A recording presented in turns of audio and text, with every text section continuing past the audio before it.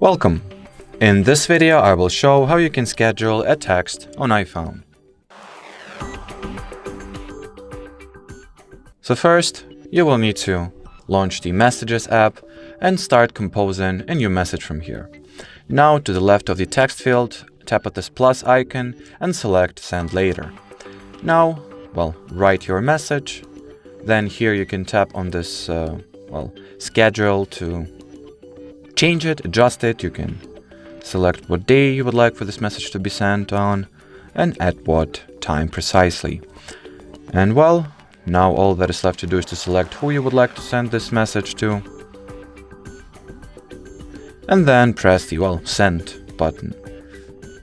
And that will be it. So thanks for watching, thanks for your attention, and bye-bye.